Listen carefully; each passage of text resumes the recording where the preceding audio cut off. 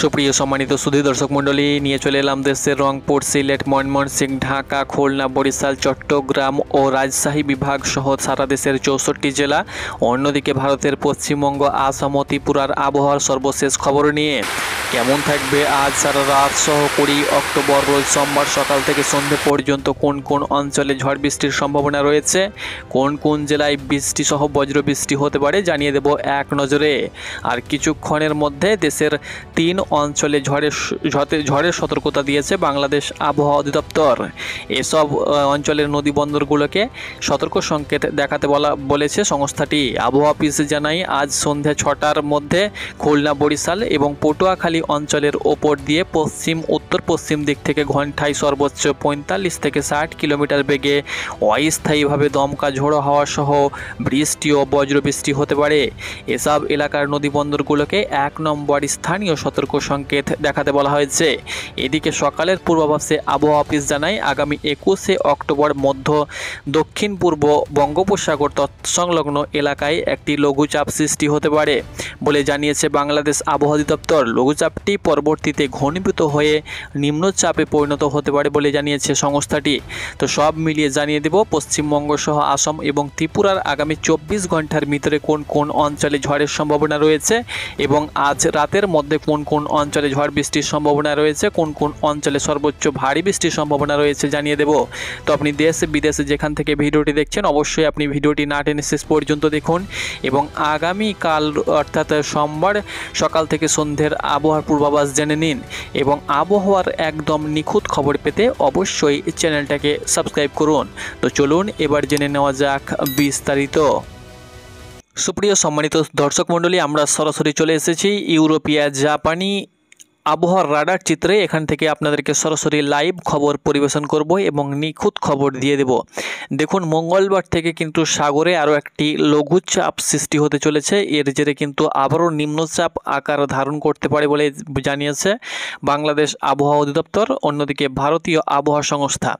প্রথমত আপনাদেরকে বলে দিচ্ছি, এই মুহূর্তে আমরা যেটা লক্ষ্য করতে পারছি, দেশসহ পশ্চিমবঙ্গের দক্ষিণবঙ্গে কিন্তু মেঘ প্রায় ঢুকে গিয়েছে। দক্ষিণবঙ্গের বিভিন্ন জায়গায় অর্থাৎ পশ্চিম মেদিনীপুর, পূর্ব মেদিনীপুর সহ হাওড়া সে সঙ্গে সঙ্গে কলকাতা, উত্তর 24 পরগনা এবং দক্ষিণ 24 পরগনার ওপর দিয়ে মেঘ কিন্তু উড়ে সরাসরি বাংলাদেশে প্রবেশ করছে। বাংলাদেশে সাতক্ষীরা সহ খুলনা এবং বরিশাল বিভাগের কিছু কিছু অঞ্চলের ওপর দিয়ে কিন্তু মেঘ এই মুহূর্তে লক্ষ্য করতে পারছি, মেঘ রয়েছে। রাতের মধ্যে কিন্তু এইসব অঞ্চলের ওপর দিয়ে হালকা ঝিরিঝিরি বিক্ষিপ্ত বৃষ্টি হওয়ার সম্ভাবনা রয়েছে। এবার দেখিয়ে দেব সরাসরি আপনাদেরকে এই মুহূর্তের কি কন্ডিশন রয়েছে, তবে মেঘমালা কোথায় কেমন তৈরি হচ্ছে দেখে নেব একবার। তো দেখতে পাচ্ছেন সরাসরি আপনাদেরকে দেখিয়ে দিচ্ছি সোমবার সকাল থেকে সন্ধ্যে পর্যন্ত কোথায় কেমন মেঘ থাকতে পারে বা মেঘ তৈরি হচ্ছে কি হয় না। দেখতে পাচ্ছেন অন দ্য স্ক্রিন আপনারা সরাসরি লাইভ খবর।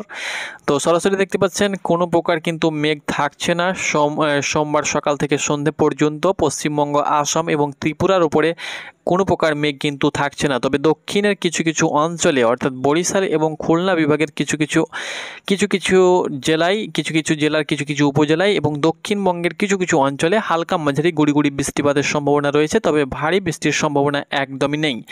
এবার আমরা দেখে নেব দর্শক মণ্ডলী, সোমবার আজ রাত সহ সোমবার সকাল থেকে সন্ধ্যে পর্যন্ত কোন কোন অঞ্চলে ঝড়ের সম্ভাবনা রয়েছে। সোমবার সকালের দিকে সেরকম ঝড় বৃষ্টির সম্ভাবনা একদমই নেই। 7টার দিকেও কিন্তু নেই, 8টা 9টার দিকেও কিন্তু নেই, 10টা 11টা 12টার দিকেও কিন্তু আমরা লক্ষ্য করতে পারছি না, 3টে 4টে 5টার দিকেও কিন্তু সেরকম আমরা অর্থাৎ সোমবারের দিন সেরকম বৃষ্টির সম্ভাবনা কোথাও কিন্তু থাকছে না। অর্থাৎ সারা দেশের 8 বিভাগ সহ 64 জেলাতে সোমবারের দিন কোথাও সেরকম বৃষ্টির সম্ভাবনা একদমই থাকছে না। অন্যদিকে পশ্চিমবঙ্গ, আসাম এবং ত্রিপুরাতেও কিন্তু ঝড় বৃষ্টির সম্ভাবনা একদমই কিন্তু সোমবার হবে না।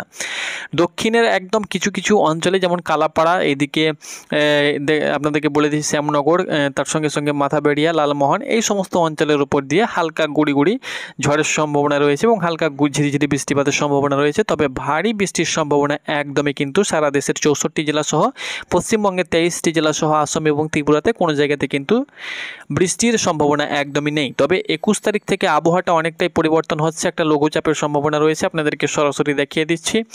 আমরা চলে যাব লাইভ খবরে এবং সরাসরি চলে যাব বঙ্গোপসাগরের দিকে এবং 21 তারিখে দেখতে পাচ্ছেন একটা কিন্তু লঘুচাপ তৈরি হচ্ছে। এই যে লঘুচাপ, এটা কিন্তু 21 তারিখ থেকে তৈরি হতে শুরু করবে এবং এটা কিন্তু আস্তে আস্তে আস্তে সেটা কিন্তু গভীর হবে। তবে খুব একটা গভীর হওয়ার সম্ভাবনা একদমই নেই, সেটা কিন্তু 23 তারিখের দিকে আবারও কিন্তু বিলুপ্ত হয়ে যাচ্ছে। দেখতে পাচ্ছেন খুব একটা গভীর হওয়ার সম্ভাবনা একদমই নেই। এটা কিছুদিন আগে অতি গভীর দেখাচ্ছিল এবং ঘূর্ণিঝড়ের সম্ভাবনা ছিল, কিন্তু এটা অনেকটাই শক্তি ক্ষয় করেছে সাগরের মধ্যেই এবং সেটা কিন্তু বিলুপ্ত হয়ে গিয়েছে। তবে এর প্রভাবে একটা লঘুচাপ তৈরি হবে, এর প্রভাবে পশ্চিমবঙ্গ সহ বাংলাদেশের কিছু কিছু অঞ্চলে হালকা মাঝারি এবং কিছু কিছু অঞ্চলে ভারী বৃষ্টির সম্ভাবনা রয়েছে। আপনাদেরকে জানিয়ে দেবো 21 তারিখের পর যে আপডেট আসবে সেটা কিন্তু আপনাদেরকে জানিয়ে দেবো। তবে এখন ঘূর্ণিঝড়ের কোনো প্রকার সম্ভাবনা একদমই নেই। নিখুঁত খবরে আপনারা চোখ রাখুন এবং চ্যানেলটাকে ফলো করুন এবং আপনি কোন জেলা থেকে ভিডিওটি দেখছেন অবশ্যই আপনি আপনার জেলার নামটি লিখুন। আপনারা অনেক চ্যানেলে ভিডিও দেখবেন কিন্তু সেই সব চ্যানেলে আপনাদেরকে ফেক খবর দিচ্ছে, অর্থাৎ ভুল খবর পরিবেশন করছে। তো আপনারা সেই সব খবর থেকে দূরে থাকুন, আমাদের চ্যানেলটাকে ফলো করুন এবং সঠিক খবর দেখে নিন। এই মুহূর্তে কোনো প্রকার কিন্তু আমরা ঘূর্ণিঝড়ের আভাস লক্ষ্য করতে পারছি না। এই মাসে কোনো প্রকার ঘূর্ণিঝড় আমরা একদমই লক্ষ্য করতে পারছি না। আকাশ একদম পরিষ্কার থাকবে, সেই সঙ্গে সঙ্গে একদম কোনো প্রকার ঝড় বৃষ্টির সম্ভাবনা একদমই নেই। দুই বঙ্গেরই আকাশ কিন্তু একদম পরিষ্কার থাকবে, রৌদ্রোজ্জ্বল আকাশ থাকবে। দিন ও রাতের তাপমাত্রা অপরিবর্তিত থাকবে, বাড়ার সম্ভাবনা কিন্তু নেই। মোটামুটিভাবে তুলনামূলক 12টার দিকে অর্থাৎ দিনের বেলার তাপমাত্রা 1 থেকে 2 ডিগ্রির সম্ভাবনা রয়েছে বাড়ার কোনো কোনো অঞ্চলের। তো এটি ছিল আবহাওয়ার পূর্বাভাস। ধন্যবাদ।